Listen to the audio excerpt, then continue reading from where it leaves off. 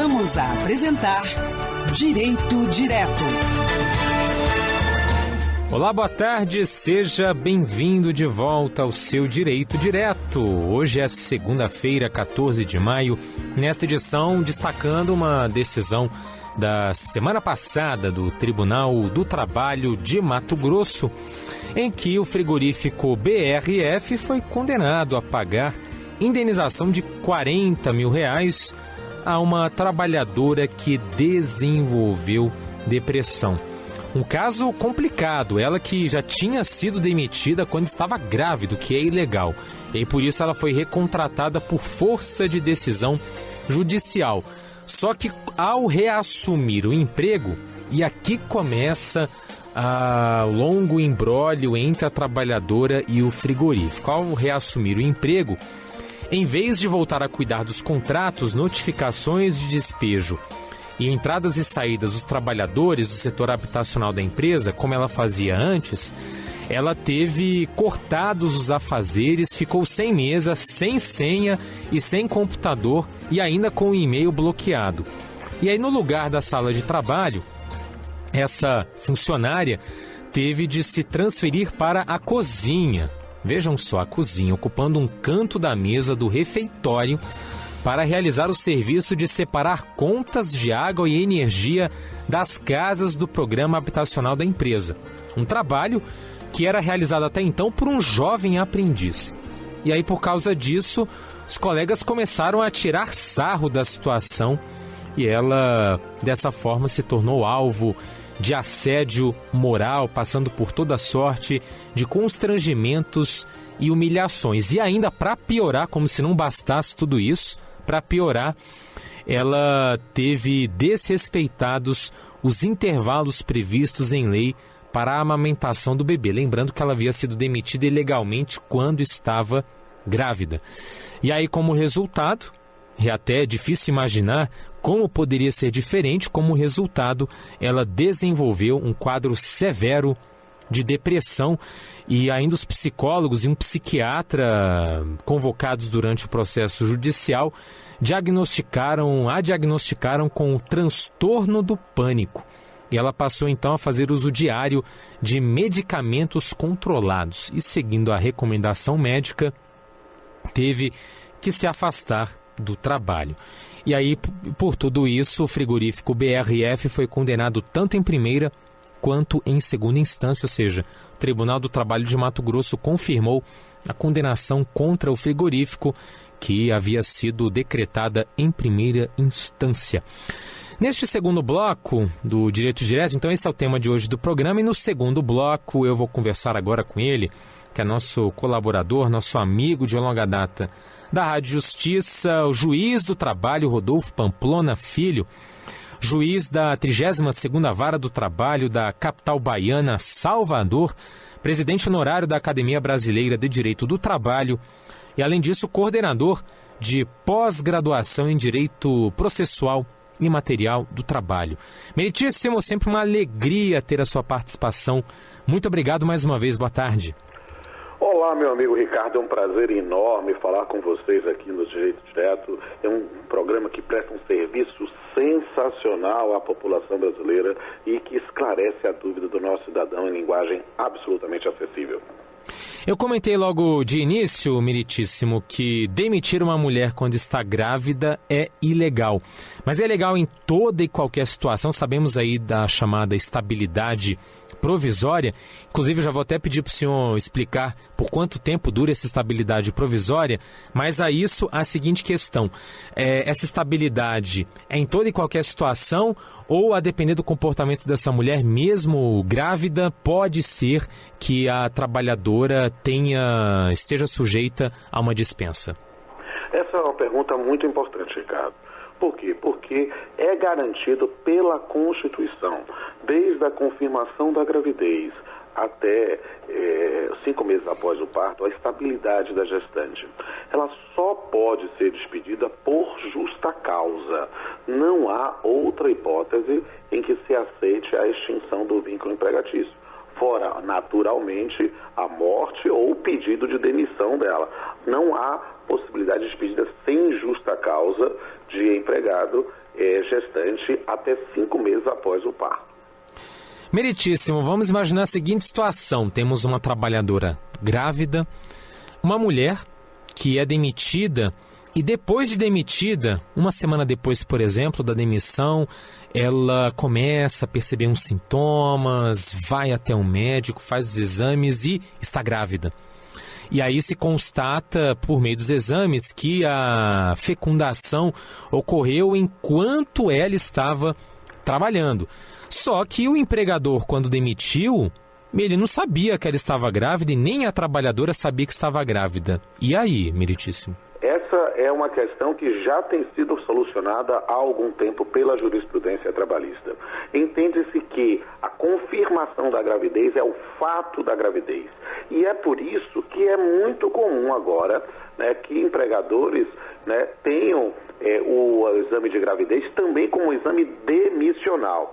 O empregador não pode exigir exames de gravidez para contratar uma mulher, mas pode sim exigir o exame de gravidez no momento da demissão, justamente para que desconsidere uma despedida sem justa causa assim ocorrida.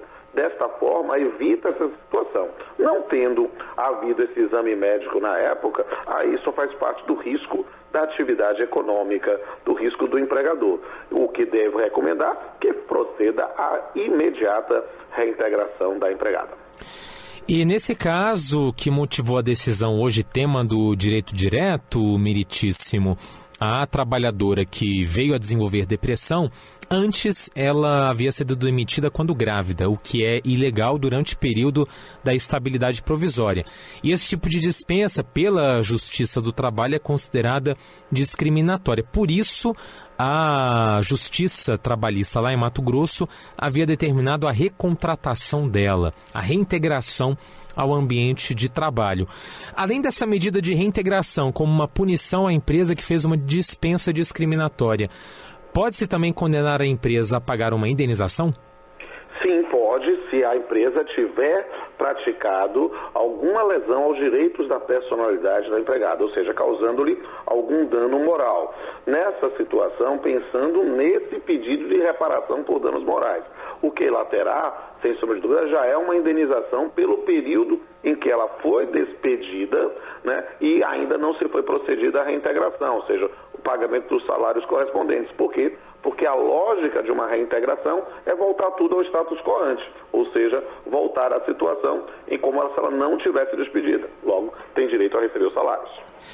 Essa trabalhadora, antes de ser demitida, ela desempenhava uma função como uma trabalhadora graduada, como uma trabalhadora já adulta. E depois, recontratada, ela foi colocada, além de ter sido transferida de espaço para um espaço diferente do inicial, onde desempenhava as funções, no período pretérito à demissão, ela ainda passou a realizar tarefas de um jovem aprendiz.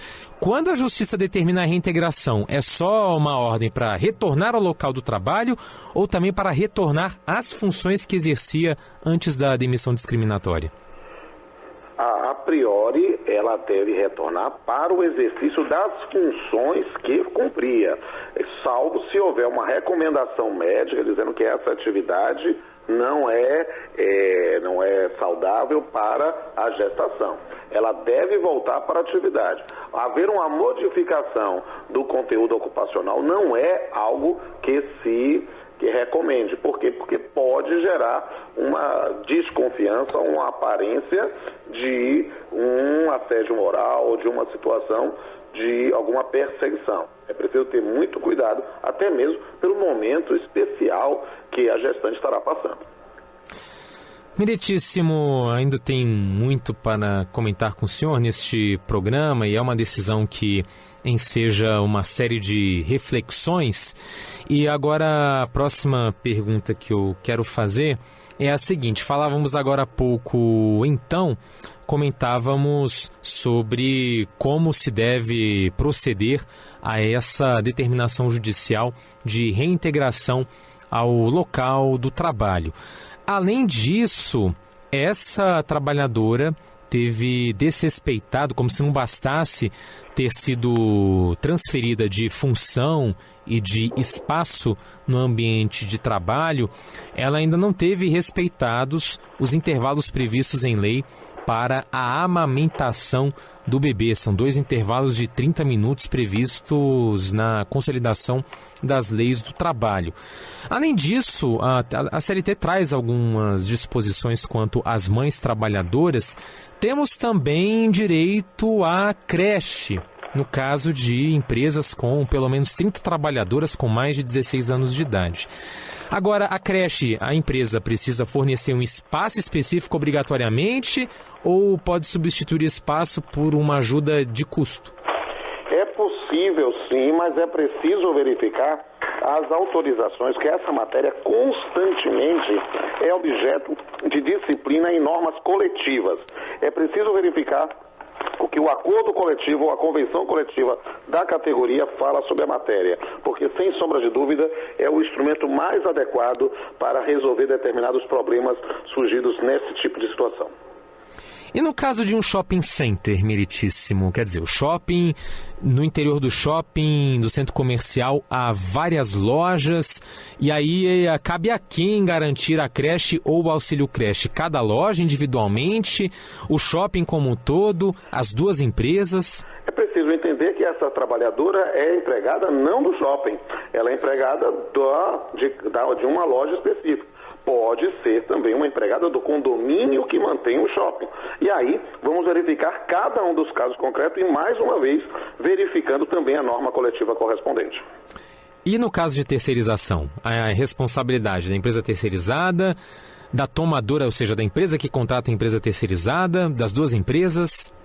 Neste caso, a obrigação primária é sempre da empregadora, havendo uma responsabilidade subsidiária da tomadora de serviços na situação do descumprimento. Bem, falamos aqui de alguns direitos para essas mães trabalhadoras, a intervalo para amamentação, creche ou auxílio creche em alguns casos. A reforma trabalhista, temos aí 6 meses já, primeiro semestre de reforma trabalhista. Trouxe alguma modificação nesses direitos? Olha, em relação à questão da mulher, da gestante, da parturiente e da mãe, né, nós temos uma situação de amamentação em que houve uma virada com a medida provisória 808 que caiu, que perdeu efeitos. E nesse ponto há uma modificação, voltou-se ao estado anterior, que é muito ruim a priori para as mulheres, né? Por quê? Porque nós tínhamos uma lei que proibia esse trabalho em condições insalubres para gestantes, para quem estava na amamentação, e agora há uma nova disciplina que, sem sombra de dúvida, não é muito adequada para as mulheres, pensando em atribuir a elas o ônus de trabalhar em condições insalubres, né? Então, nessa circunstância, é sempre importante o acompanhamento pelo sindicato da categoria ou por um advogado de sua confiança. Eu converso no Direito Direto desta segunda-feira, 14 de maio, com o juiz do trabalho, Rodolfo Pamplona Filho. Ele que é juiz da 32ª Vara do Trabalho de Salvador, capital baiana. Além disso, presidente honorário da Academia Brasileira de Direito do Trabalho e coordenador de pós-graduação em Direito Processual e Material do Trabalho. Hoje, destacando uma decisão da semana passada do Tribunal do Trabalho de Mato Grosso, condenando o frigorífico BRF a indenizar em R$40 mil uma trabalhadora com depressão. Ainda o frigorífico vai ter de custear as despesas que essa trabalhadora ainda possa ter com tratamento médico psicológico, o que inclui o consumo o uso de medicamentos.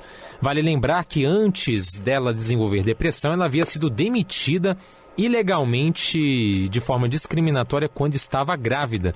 E assim foi recontratada por força de decisão judicial. E aí, ao ser recontratada, é que o drama se acentuou, porque ela foi retirada das funções que exercia anteriormente, passou a fazer o trabalho de um jovem aprendiz, foi transferida de espaço e assim passou a ser alvo de chacota, de humilhação, de constrangimento e, nesse sentido, meritíssimo, os desembargadores trabalhistas entenderam que houve o chamado assédio moral e algo tão grave nos últimos anos, tanto assim que no ano passado foram divulgados dados do Tribunal Superior do Trabalho de que apenas nos meses de janeiro e fevereiro de 2017, nas varas do trabalho de todo o território nacional, houve o ajuizamento de mais de 22 mil ações trabalhistas tratando de assédio moral.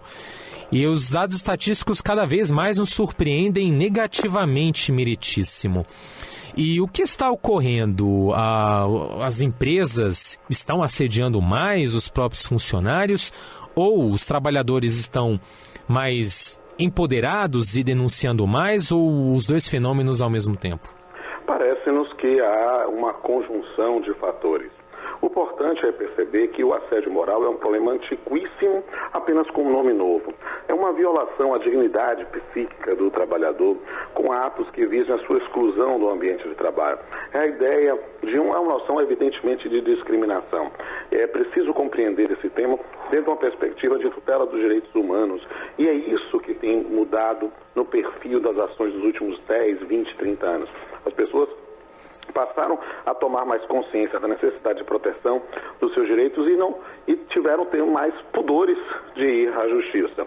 É fato, porém, que talvez esse reconhecimento desse aumento de demandas, porque efetivamente as pessoas passaram a não ter medo de ir a juízo demandar, pode sofrer um refúgio com a nova disciplina da reforma trabalhista, notadamente na questão dos honorários advocatícios e da gratuidade, matéria que está, inclusive, na ordem do dia do Supremo Tribunal Federal. O Supremo Tribunal Federal começou a julgar esse tema das restrições da reforma trabalhista ao benefício da gratuidade da justiça. Há uma outra questão envolvendo o assédio moral e as possíveis mudanças, impactos da reforma trabalhista quanto ao tema. Uma outra questão da reforma trabalhista, meritíssimo, é a chamada tarifação do dano moral. Isso alcança as causas de assédio moral? Sem sombra de dúvida. Por quê? Porque a situação do assédio moral é a conduta ilícita do empregador ou do seu preposto, não é mesmo? E nessa circunstância ela gerar uma reparação por dano extrapatrimonial, que na prática era quantificada por arbitramento, mas que com a reforma trabalhista se estabeleceu um parâmetro de um balizamento, né, de reparações, que com a medida da medida provisória MP 808, né, ela voltou a ser do salário contratual e não mais do teto dos benefícios da Previdência Social. Ainda sobre assédio moral, meritíssimo, eu falei aqui, mais de 22 mil casos na Justiça Trabalhista de primeira instância em todo o país, 22 mil casos de assédio moral e pouco mais de 700 de assédio sexual. O assédio sexual é previsto como um crime no nosso Código Penal. O senhor acha que, com tantos casos de assédio moral, o senhor acha que precisamos criminalizar o assédio moral? Não há necessidade de criminalizar. Essa postura de achar que só virando crime vai solucionar o problema é uma postura simplista que definitivamente acaba contribuindo para a impunidade. Por quê? Porque até verificar uma determinada situação em que se caracterize como crime, nós vamos ter sempre uma pendência no processo civil, trabalhista correspondente, né? Se criminalizar gerasse o fim das condutas, nós não teríamos homicídios, nós não teríamos estupros, nós não teríamos furtos ou roubos. Na verdade, essa é uma matéria que deve ser resolvida no campo das relações civis com as reparações por dano moral e patrimonial. Estou convicto disso. Minha primeira tese de doutorado foi sobre assédio sexual, né? Escrevi sobre assédio moral em cursos também de pós-graduação fora do país e parece-me que é a melhor solução para o Brasil e para a Europa continental.